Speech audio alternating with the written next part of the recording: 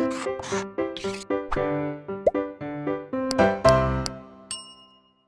Everyone, blueprint digital में आपका स्वागत है। मेरा नाम तोशी चौधरी है और हम मैथ्स क्लास 11th का चैप्टर नंबर 10 सरल रेखाएं यानी स्ट्रेट लाइंस पढ़ रहे थे। अब तक हम सरल रेखा के विविध रूपों का समीकरण ज्ञात करना सीख चुके हैं अपने लास्ट सेशन तक, और आज हम शुरू करने जा रहे हैं रेखा का व्यापक समीकरण यानी general equation of a line. बहुत सारी रेखाओं के समीकरण हमने पढ़े हैं, आज पढ़ेंगे व्यापक समीकरण। एक स्टैंडर्ड फॉर्म होती है लाइन की, वो क्या होती है देखिए, ax plus B Y plus C बराबर 0। यही है हमारी रेखा की स्टैंडर्ड इक्वेशन, रेखा का व्यापक समीकरण यही है। आपने इस समीकरण को बहुत पढ़ा होगा अपनी 9th 10th क्लास में। उसमें दो चरों में जो रैखिक समीकरण है, ये आपका x और y दो चरों में रैखिक समीकरण है, यही है होता है आपका रेखा का व्यापक समीकरण। यहाँ पर क्या होना चाहिए, a जहाँ a व b दोनों शून्य नहीं होने चाहिए।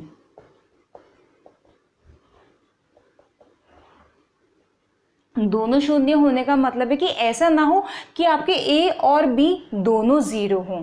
एक 0 हो सकता है तो चलेगा, ठीक है, जहां a और b दोनों शून्य नहीं होने चाहिए, ठीक है। एक साथ आप लिख सकते हैं, दोनों एक साथ शून्य नहीं होने चाहिए। समझ आ रहा है? चलिए, यहां पर यदि c बराबर 0 है, सपोज इन केस c बराबर 0 है, तो क्या बन जाएगी समीकरण ax प्लस बी वाई बराबर 0, जो कि हमारी समीकरण है रेखा की अभी भी। ये हमारी अभी भी रेखा की समीकरण है, सिर्फ कांस्टेंट का मान 0 है। c जो कांस्टेंट है ना, कांस्टेंट टर्म है, उसका मान 0 है, अचर पद का मान, ठीक है। तब भी हमारी रेखा का समीकरण यानी c 0 हो सकता है। यदि b बराबर 0, अगर b बराबर 0 तो क्या बन जाएगी समीकरण ax प्लस c बराबर 0। जरा ध्यान से देखिए, c को अगर मैं उधर लेकर जाऊंगी तो क्या बन जाएगा, ax बराबर माइनस सी, और a को भी लेकर आऊंगी तो बन जाएगा x बराबर माइनस सी अपॉन a। ये क्या है, ये किसी भी ऊर्ध्वाधर रेखा का समीकरण है, y अक्ष के समांतर रेखा का समीकरण है। x इक्वल्स टू c पढ़ चुके हैं हम, है ना। x equals to in general था, c की प्लेस पर कुछ भी हो सकता है, c की प्लेस पर यहाँ है माइनस सी अपॉन a। ये है हमारे ऊर्ध्वाधर रेखा का समीकरण, ठीक है, जिसके बारे में हम पढ़ चुके हैं। तो क्या है, अगर भी हमारा 0 हो गया तब भी हमारा जो समीकरण निकल कर आ रहा है वो एक रेखा का समीकरण है, ठीक है। इन केस अगर हमारा a 0 हो जाए तो क्या बन जाएगा, बी वाई प्लस सी बराबर 0, और यहाँ से y कितना निकल कर आएगा, माइनस सी अपॉन बी, जो क्या रिप्रेजेंट कर रहा है, जो प्रदर्शित कर रहा है x अक्ष के समांतर रेखा। यानी क्या है, x अक्ष के समांतर रेखा का समीकरण है। x अक्ष का समीकरण y बराबर 0, समांतर का समीकरण y बराबर c, ठीक है। y बराबर c, y बराबर माइनस सी अपॉन बी, इसको आप c मान सकते हैं। ऑलराइट, तो हमने क्या देखा, c बराबर 0 है तो कोई दिक्कत नहीं, हमारी रेखा मिल रही है। b बराबर 0 पर भी रेखा मिल रही है, a बराबर 0 पर भी रेखा मिल रही है। इन केस अगर, जो यहाँ केस हमने नहीं लिया है ना, इन केस अगर मेरा a भी 0 हो जाए और b भी 0 हो जाए, अगर दोनों 0 हो जाए तो क्या आएगा, ये वाली टर्म खत्म, ये वाली टर्म भी खत्म, c बराबर 0। क्या ये एक लाइन है? ये तो एक लाइन है ही नहीं। इवन ये जो ये है, ये सिर्फ c बराबर 0 के लिए वो होगा, प्रूफ होगा, ठीक है। ये लाइन है क्योंकि इसमें चर ही नहीं, ना तो इसमें x चर है ना इसमें y चर है, तो इसीलिए यहाँ ऊपर बोल दिया कि ये रेखा को तभी रिप्रेजेंट करेगा जब a और b दोनों साइमल्टेनियसली एक साथ 0 ना हो, ठीक है। एक साथ 0 नहीं होने चाहिए, अलग अलग ये 0 हो सकते हैं, ठीक है। तो ये है हमारा रेखा का व्यापक समीकरण। जरा देखिए, मैं इस समीकरण को दोबारा लिख रही हूँ, ax plus B Y plus C बराबर 0।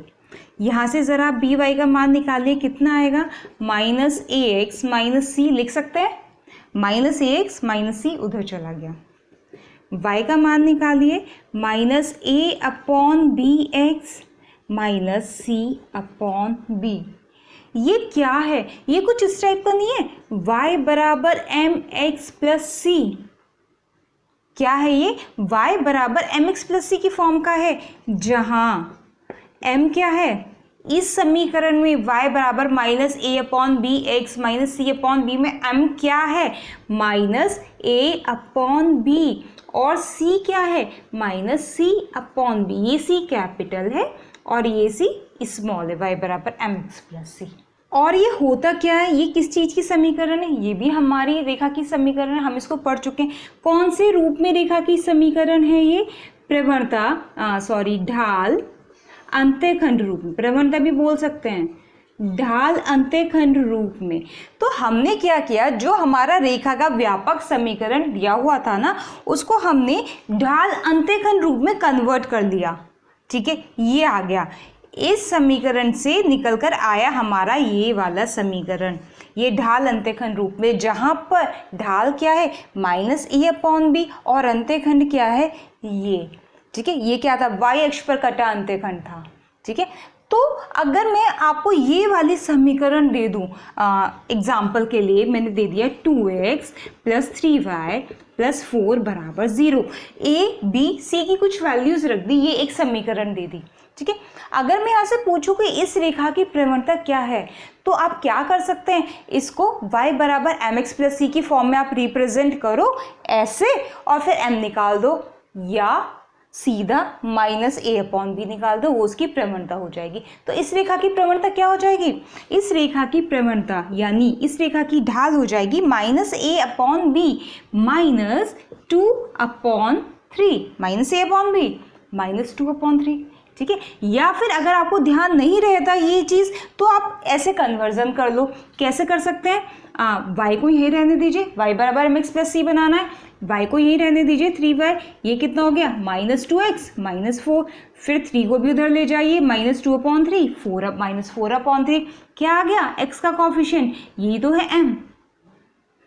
ठीक है, तो आपको बोला जा सकता है कि इस रेखा को ढाल अंत्यखंड रूप में परिवर्तित कीजिए, कि किसी भी व्यापक रेखा को, किसी भी रेखा के व्यापक समीकरण को ढाल अंत्यखंड रूप में कैसे परिवर्तित किया जाता है?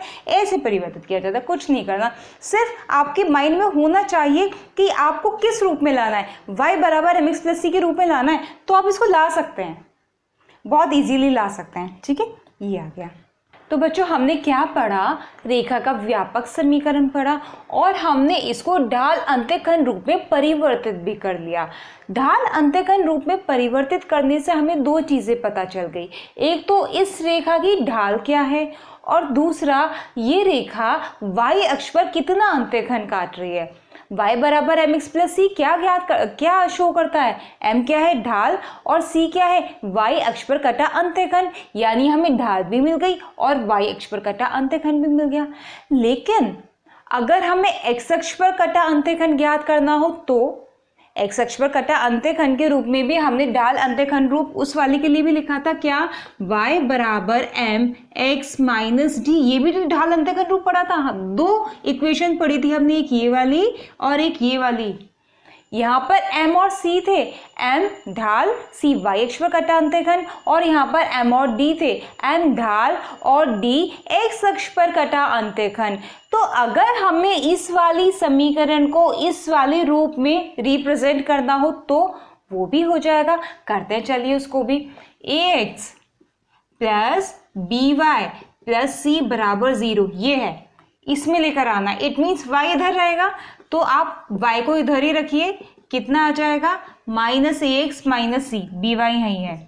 फिर केवल अकेला y है, तो b आप दूसरी साइड भेज दीजिए, माइनस ए अपॉन बी एक्स माइनस सी अपॉन बी, यही बन गई। ठीक है, लेकिन ये m बाहर है कॉमन, x का कॉफिशिएंट 1 है, x का गुणांक 1 है ना, तो हम यहाँ पर x का गुणांक 1 लेते हैं, और जो m है यानी माइनस ए अपॉन बी है, उसको लेते हैं कॉमन। तो कितना आ जाएगा? माइनस ए अपॉन बी बाहर ले लिया, अंदर बच गया x। ठीक है, प्लस कितना बच गया भाई? ये तो था c upon B, a upon B बाहर कॉमन ले लिया, हमने तो कितना आ जाएगा अंदर, b/a, यही आ जाएगा, क्योंकि a/b यहाँ नहीं था ना। तो अब आप देखिए, अगर आपको ये नहीं समझ आ रहा हो कि हमने a/b बाहर कॉमन लेने से यहाँ b/a कैसे बना, तो आप a/b की ना दोबारा से मल्टीप्लाई करके देख सकते हैं। इन दोनों की मल्टीप्लाई करेंगे ये आ जाएगा, और इसकी मल्टीप्लाई करेंगे तो a/b से ba कैंसिल होके cb आ जाएगा। ठीक है, तो आप करते हैं ना ऐसा, जैसे x + 3 है ना, और हमें सपोज 3x + 2 है, ठीक है, और हमें 3 कॉमन लेना है, तो 3 कॉमन लेके क्या आता है, यही तो आता है। क्यों किया हमने इससे डिवाइड, क्यों किया, 3 नहीं था ना, और हमने 3 यहाँ से ले लिया, तो उससे डिवाइड कर देते। तो यहाँ भी ना हमने a/b से डिवाइड करा है या b/a से मल्टीप्लाई किया है। ठीक है, तो देखिए ये क्या हो गई, ये कुछ ये वाली फॉर्म बन गई है, लेकिन यहाँ पर बीच में माइनस है। अंत्यखंड क्या था, d था, और यहाँ पर हमारा प्लस है, तो अभी हमें माइनस बनाना है। तो -a/b, ये तो यही रहेगा। ये क्या है, हमारी ढाल यहाँ भी यही थी, ढाल यहाँ भी यही है, क्योंकि किसी भी पर्टिकुलर लाइन के लिए, जब हम एक लाइन की बात करते हैं तो ढाल चेंज नहीं होगी। जो इस लाइन की ढाल इस रूप में थी, वो इस लाइन की ढाल इस रूप में रहेगी, वो इस लाइन की ढाल इस रूप में रहेगी। हम इसको अलग अलग रूपों में लिख रहे हैं, ढाल चेंज नहीं कर रहे, लाइन तो जो की तो ही है। ठीक है, तो कितना आएगा, चलिए देखिए, x माइनस बनाना है, बस यहाँ बहुत इजीली बन जाएगा। क्या करना है, एक माइनस यहाँ लगाना है और एक माइनस यहाँ लगा देना है, इससे कैंसिल हो गया, c/a। ये क्या आ गया, ये भी है हमारी ढाल अंत्यखंड रूप इस वाले फॉर्म में। ठीक है, और ये भी थी हमारी ढाल अंत्यखंड रूप इस वाले फॉर्म में। ठीक है, तो जब हमारे पास ये समीकरण है, तो अब हमारे पास 3 चीज निकल कर आ गई। इस समीकरण को देख के किसी ने हमें कोई भी इन जनरल समीकरण दे दी कि 2x - 3y + 5 = 0। ठीक है, हमें a भी पता है, b भी पता है, c भी पता है, तो हम m निकाल सकते हैं। क्या है इस रेखा के लिए m, -a/b, अभी थोड़ी देर पहले भी हमने लिखा था।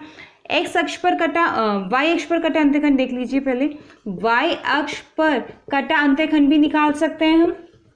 क्या है,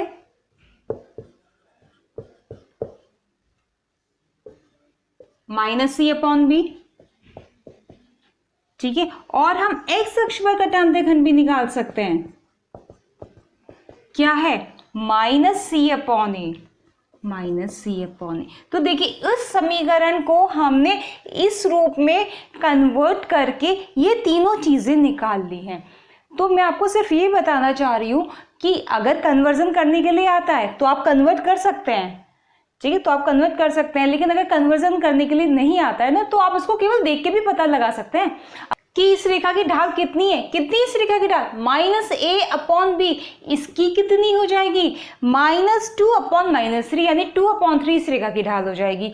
और आप ये भी पता लगा सकते हैं सिर्फ यहीं से कि y अक्ष पर कितना अंतःखंड काट रही है। अगर आपको ये याद है तो -c/b अंतःखंड काट रही है, यानी -c/b यानी 5/3 का वो अंतःखंड काट रही है। ठीक है, अगर ये मेरे पास x अक्ष है और ये मेरे पास y अक्ष है, तो कितना अंतःखंड काट रहा है, 5/3 सपोज यहाँ बैठेगा, यानी इस पॉइंट से वो पास होकर जा रही है। अगर x अक्ष पर कटा अंतःखंड निकालना हो तो x अक्ष पर कटा अंतःखंड ये रहा, -c/a यानी -5/2 कुछ इधर की तरफ बैठेगा, सपोज ये बैठेगा -5/2। ठीक है, 2.5 बैठेगा। तो हमें पता लग गया कि y अक्ष पर कटा अंतःखंड कितना है और x अक्ष पर कटा अंतःखंड कितना है और ढाल कितनी है। तो ये हो गई जी रेखा, बन गई रेखा इन दोनों बिंदुओं से जाकर। ठीक है, तो फाइनली ये है हमारा व्यापक समीकरण से, रेखा के व्यापक समीकरण से अंत्य ढाल रूप में इसका कन्वर्जन। अब देखिए व्यापक रेखा का अंत्यखंड रूप में परिवर्तन। अभी हमने क्या देखा था, ढाल अंत्यखंड रूप में परिवर्तन। अब हम इसको अंत्यखंड रूप में परिवर्तित करेंगे, यानी x/a + y/b = 1 वाले रूप में। समीकरण क्या है रेखा का, व्यापक समीकरण ax + by + c = 0। ठीक है, कितना आ गया, ax + by, c को उधर ले जाने से ये आ गया ax + by। अपॉन माइनस सी कर सकती हूँ मैं नीचे लाके, इधर 1 बच जाएगा। ठीक है, अगर सी को इधर लेके जाऊंगी प्लस में तो 0 बचेगा, सी को नीचे लेके जाऊंगी तो 1 बचेगा। ठीक है, आप इस माइनस सी को इसके नीचे और इसके नीचे अलग अलग कर लीजिए, कितना आएगा ax upon minus C plus by upon minus C बराबर 1। अंतःखंड रूप में रेखा का समीकरण क्या होता है, a upon x x upon a plus y upon b बराबर 1, यही होता है, यही बनाएंगे। x तो हमारे पास है, अपॉन a बनाना है, बनाइए x अपॉन, कैसे मैनेज करें इसको, माइनस सी अपॉन a कर दिया, क्या आ गया स्मॉल a की प्लेस पर, ये आ गया। Similarly b upon minus y upon minus सी अपॉन b बराबर 1, x upon minus C upon a, y upon minus C upon b बराबर 1, x upon A plus Y upon B बराबर 1 के रूप में आ गया 1। a का मान है माइनस सी अपॉन ए, यानी x अक्ष पर कटा अंतःखंड। अभी अभी हमने जो इससे पहले वाला रूप करा था उसमें भी हमारा x अक्ष पर कटा अंतःखंड यही आया था, याद है। सिमिलरली y अक्ष पर कटा अंतःखंड b, y अक्ष पर कटा अंतःखंड माइनस सी अपॉन बी, इससे पहले जो हमने परिवर्तन किया था उसमें भी y अक्ष पर कटा अंतःखंड यही आया था। ठीक है, तो ये क्या हो गया, इस वाली समीकरण को हमने अंतःखंड रूप में परिवर्तित कर दिया, तो हमारा ये आया है, जहां माइनस सी अपॉन ए क्या है, एक्स अक्ष पर कटा अंतःखंड। ठीक है, और माइनस सी अपॉन बी क्या है, वाई अक्ष पर कटा अंतःखंड। ये चीज अब आपको याद हो जानी चाहिए, इतनी बार तो मैं ही रिपीट कर चुकी हूं इसको। ठीक है, ये क्या है, ये दोनों x अक्ष पर कटा अंतःखंड है और ये y अक्ष पर कटा अंतःखंड है। अब हम क्या करेंगे, रेखा के व्यापक समीकरण का लंब रूप में परिवर्तन। लंब रूप कौन सा होता है,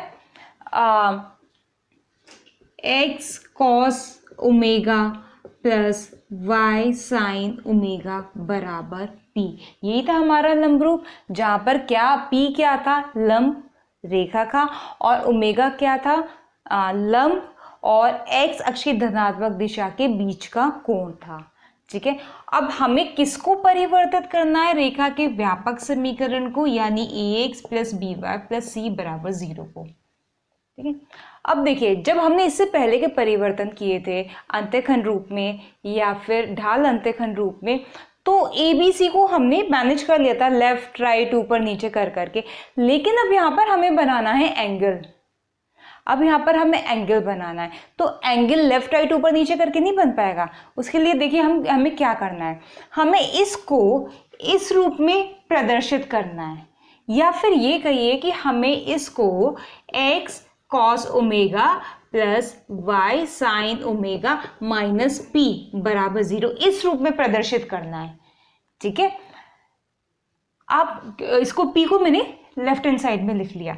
जब इसको मैं इस रूप में प्रदर्शित करूंगी, यानी ये दोनों रेखाएं मेरी सेम है, तो इनके कॉफिशिएंट, यहाँ पर x का कॉफिशिएंट और यहाँ पर x का कॉफिशिएंट प्रपोर्शन में होंगे, अनुपात में होंगे, समान अनुपात में, यानी a अपॉन कॉस ओमेगा बराबर होगा b अपॉन साइन ओमेगा बराबर होगा c अपॉन माइनस p।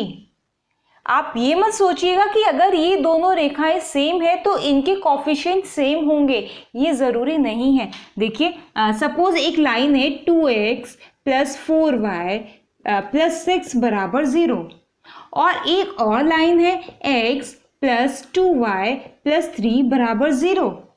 इनके कॉफिशिएंट अलग अलग हैं, लेकिन फिर भी ये दोनों रेखाएं सेम है। क्यों? यहाँ पर पूरे में 2 से डिवाइड कर दीजिए, यही वाली रेखा बन जाएगी। तो कॉफिशिएंट सेम प्रपोर्शन में होने चाहिए, सेम होना जरूरी नहीं है, समानुपाती होने चाहिए। यहाँ 1 है, यहाँ इंटू 2, 1 इंटू 2 है, यहाँ 2 है, यहाँ 2 इंटू 2 है, यहाँ 3 है, यहाँ 3 इंटू 2 है। ठीक है ना, यानी दिस अपॉन दिस बराबर होना चाहिए, दिस अपॉन दिस बराबर होना चाहिए, दिस अपॉन दिस। ठीक है, इसीलिए मैंने यहाँ पर ए को कॉस ओमेगा के इक्वल नहीं रखा है, मैंने इन तीनों के प्रपोर्शन को बराबर रखा है। ज़रा इस वाले पार्ट को और इस वाले पार्ट को लीजिए, यहाँ से कितना आएगा, a अपॉन कॉस ओमेगा बराबर c अपॉन माइनस पी। यहाँ से किसकी वैल्यू निकाली, कॉस ओमेगा की निकालिए। कॉस ओमेगा की वैल्यू कितनी आएगी, minus A P upon C, minus A P upon C. ठीक है, सिमिलरली इस वाले को और इस वाले को लीजिए ज़रा, कितना आएगा, b अपॉन साइन ओमेगा बराबर c अपॉन माइनस p। यहाँ से साइन ओमेगा की वैल्यू कितनी आएगी, minus B P upon C, minus B P upon सी। कॉस ओमेगा की ये आ गई, साइन ओमेगा की ये आ गई। हमें चाहिए क्या, कॉस ओमेगा साइन ओमेगा, यानी ओमेगा चाहिए, या फिर बोल दीजिए साइन ओमेगा और कॉस ओमेगा चाहिए, और चाहिए हमें p ए बी और सी की फॉर्म्स में, क्योंकि हमारे पास क्या गिवन है, ए बी और सी हमारे पास है, हमारे पास ओमेगा और पी नहीं है, ये हमें निकालने हैं, ए बी सी की फॉर्म्स में निकालने हैं। ठीक है, तो अभी तक हमने क्या किया, हमने इनके कोएफिशिएंट को कंपेयर करा, यहाँ से कॉस ओमेगा और साइन ओमेगा की वैल्यू निकाल ली। अब हम ये जानते हैं, since sine square omega plus cos square omega equals to 1, इन दोनों के वर्गों का योग 1 होता है। Sine square theta plus cos square theta 1 होता है, तो sine square omega plus cos square omega भी 1 होगा। साइन स्क्वायर ओमेगा की वैल्यू यहाँ से और कॉस स्क्वायर ओमेगा की वैल्यू यहाँ से उठाकर रख दीजिए, रखिए ज़रा। यहाँ से कितना आएगा, B square P square upon C square, B square P square upon C square plus A square P square upon C square, A square P square upon C square बराबर 1। ठीक है, कितना आ गया, B square plus A square into P square बराबर C square. सी square में ले गए इधर, ये रहा, यहाँ बचा B square P square A square P square दोनों में से कॉमन ले लिया, बचा B square plus A square. अब यहाँ से ओमेगा तो है नहीं, लेकिन पी का मान यहाँ से निकल जाएगा ए बी और सी की टर्म्स में, वही मैं निकालने जा रही हूँ। कितना आएगा, पी स्क्वायर बराबर C square upon A square plus B square, और p कितना आ जाएगा, c upon under root A square plus B square with plus minus. तो p का मान हमारा ये आ गया। p का मान हम इस तरीके से लेंगे कि वो पॉजिटिव हो, क्योंकि वो एक रेखा की लंबाई है ना, लंब की लंबाई है ना, तो p का मान हम पॉजिटिव लेंगे, तो वो इसकी क्या वैल्यू निकल कर आती है इस पर डिपेंड करता है, इसलिए अभी यहाँ पर दोनों साइन लगा दिए हैं। ऑलराइट, चलिए p निकल गया। अब इस p का मान यहाँ रख दीजिए, कॉस ओमेगा निकल जाएगा, यहाँ रख दीजिए साइन ओमेगा निकल जाएगा। रखिए, कॉस ओमेगा बराबर माइनस ए अपॉन सी, p का मान ये रहा, plus minus C upon this. यहाँ माइनस है, यहाँ प्लस माइनस है, माइनस की प्लस से गुणा होगी तो माइनस आएगा, माइनस की माइनस से गुणा होगी तो प्लस आएगा, अल्टीमेटली आएगा प्लस माइनस ही। तो मैं क्या कर रही हूँ, बाहर प्लस माइनस लगा दे रही हूँ। ठीक है, तो साइन तो मैंने लगा दिया प्लस माइनस, अंदर कितना आएगा, a अपॉन सी ये लिख दिया, और p की जगह लिखने जा रही हूँ ये वाली value, c upon under root A square plus B square, c upon under root A square plus B square, c से c कैंसिल, कॉस ओमेगा कितना आ गया, plus minus A upon under root A square plus B square, ये आ गया हमारा cos omega.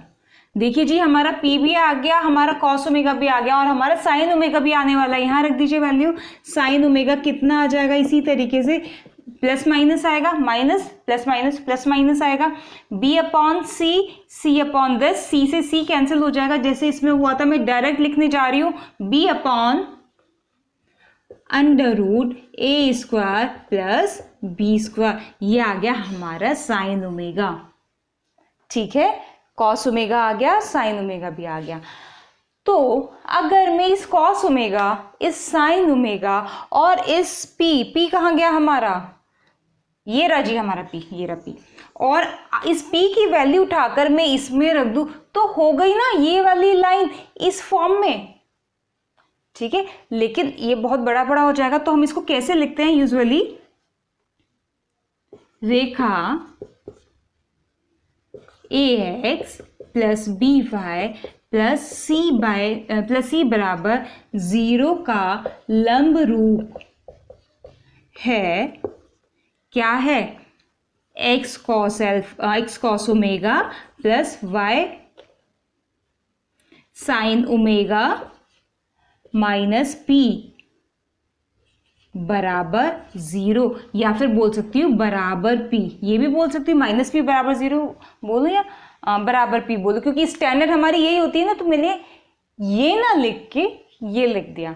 मैंने क्या लिखा है यहाँ पर, रेखा इसका जो जनरल फॉर्म थी, व्यापक रूप था, उसका लंब रूप क्या हो गया, उसका लंब रूप ये हो गया। जहां, अब मैं इन सब की वैल्यूज लिख दूंगी, जहां साइन स्टार्टिंग से लिख दीजिए, चलिए, जहां कॉस ओमेगा कितना है, cos omega plus minus A upon under root A square plus B square, जहां साइन ओमेगा कितना है, plus minus B upon under root A square plus B square, और p कितना है, plus minus C upon under root A square plus B square.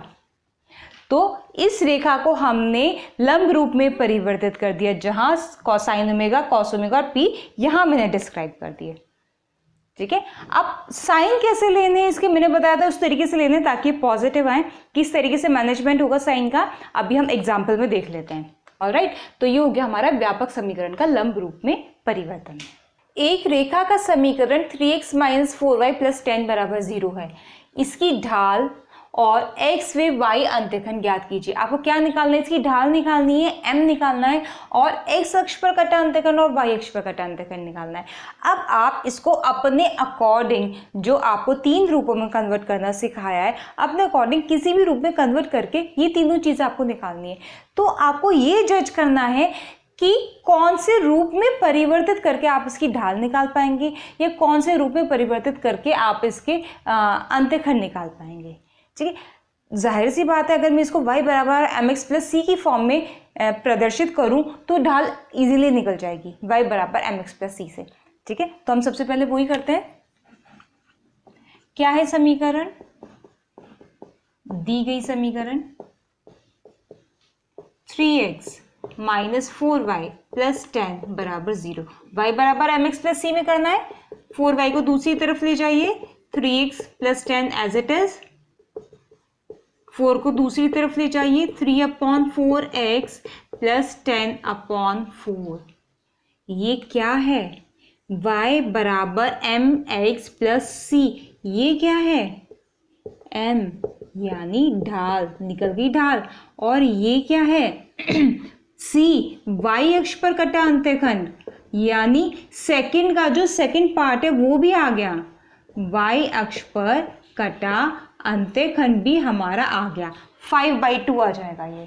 ठीक है, लेकिन हमें x अक्ष पर कटा अंतःखंड भी निकालना है। तो या तो आप इसको y बराबर mx + c है, दूसरी फॉर्म कौन सी है, y बराबर m × x - d, उस फॉर्म में आपको x अक्ष पर कटा अंतःखंड मिल जाएगा, या अंतःखंड रूप में प्रदर्शित कर दीजिए तो आपको x और y दोनों अक्षों पर कटे अंतःखंड मिल जाएंगे। इसको हम कर चुके हैं, हम इसको दूसरे वाले से करते हैं।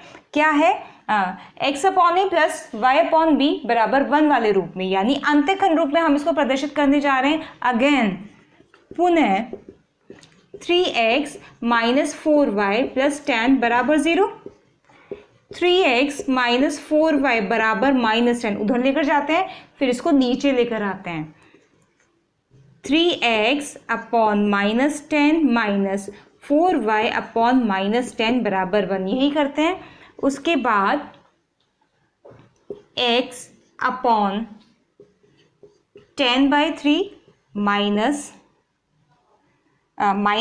प्लस y/10/4 बराबर 1 आ गया। ये x/a प्लस y/b बराबर 1 के रूप में, जहाँ ये क्या है a यानी x अक्ष पर कटा अंतःखंड, और ये क्या है b यानी y अक्ष पर कटा अंतःखंड। मैच कर लीजिए 10/4 यानी 5/2, आप 5/2 लिखेंगे सिंपलेस्ट फॉर्म में, तो y अक्ष पर कटा अंतःखंड भी आ गया, और ये क्या आ गया हमारा x अक्ष पर कटा अंतःखंड।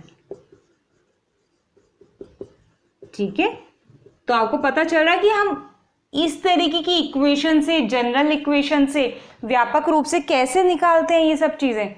और ये तो हमने इसको अंतःखंड रूप में परिवर्तित किया। अगर आप इसको स्लोप इंटरसेप्ट फॉर्म में ही परिवर्तित करें, यानी ढाल अंतःखंड रूप में, इसी वाले में, ये तो हमने अलग से कर दिया, तो क्या आएगा देखिए, क्या क्या होती है, y बराबर m into x minus D, यही होता है। इसमें करते हैं ज़रा, ये हमारे पास आ गया y बराबर 3/4x प्लस 10/4। क्या करते हैं, m कॉमन लेते हैं और x का कॉफिशिएंट बनाते हैं 1 प्लस 10/4 इंटू 3/4 कॉमन लिया है तो अंदर किसकी मल्टीप्लाई हो जाएगी, 4/3 की। 4 से 4 कैंसिल, कितना आ गया 3/4x प्लस 10/3। लेकिन फॉर्मूले में होता है माइनस, तो आप क्या करते हैं, minus of minus 10/3।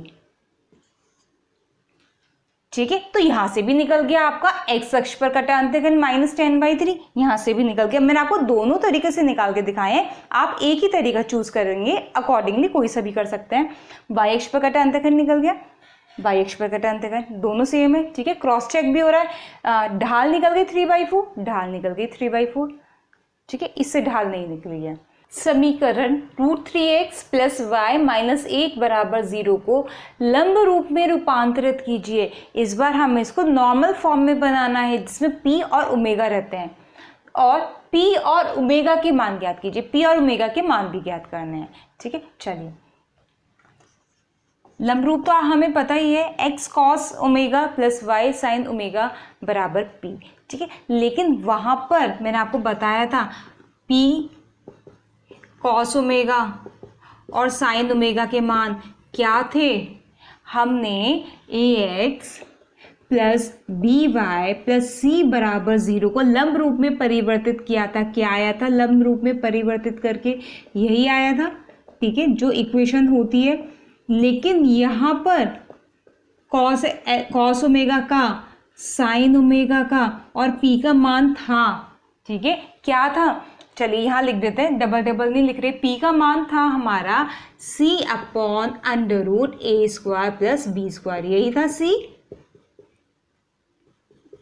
cos omega कितना था, a/√a² प्लस b², और sin ओमेगा कितना था, b/√a² plus b²। √a² plus b² तीनों में है, पहले इसका मान अलग से निकाल लेते हैं। गिवन इक्वेशन क्या है हमारी, दी हुई जो समीकरण है, दी हुई समीकरण जहां, चलिए जहां a b से लिख लेते हैं, जहां a कितना है √3, ठीक है, b कितना है 1 और c कितना है -8। एक्चुअली यहाँ पर a b c है ना तीनों में, तो मैंने a b और c का मान निकाल दिया यहाँ से कंपेयर करके, इसको ax plus by plus c बराबर 0 से। ठीक है, तो ax यानी a का मान √3, by b का मान 1, c का मान -8।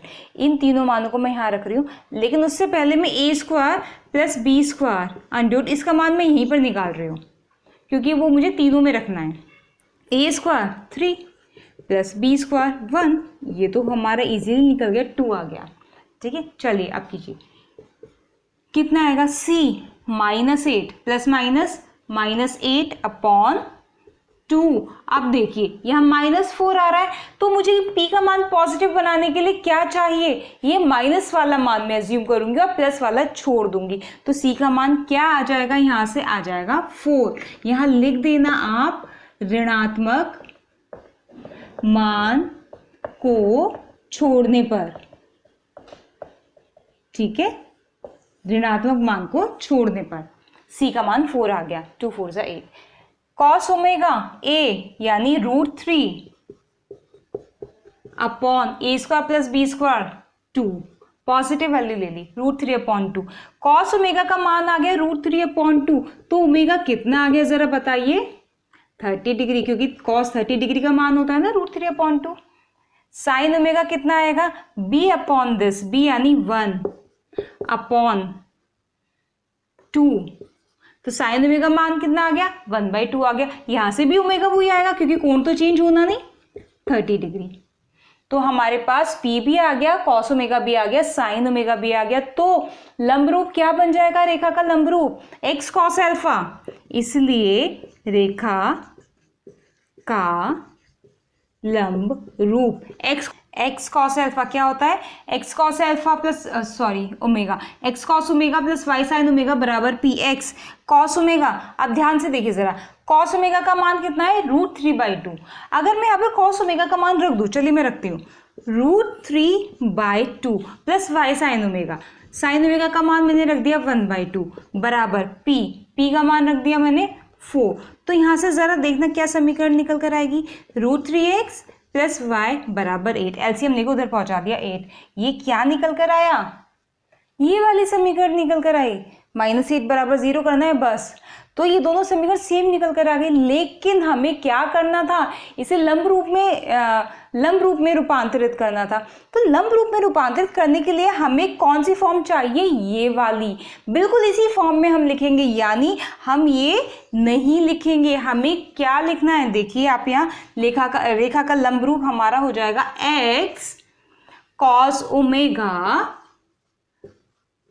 प्लस y साइन ओमेगा बराबर 4, ये लिखेंगे। हालांकि ये और ये सेम है, बट हमें क्या चाहिए, हमें चाहिए ये नॉर्मल फॉर्म। तो ये आ गई जी हमारी नॉर्मल फॉर्म, ये आ गया हमारा, इस समीकरण को हमने लंब रूप में रूपांतरित करके ये आ गया।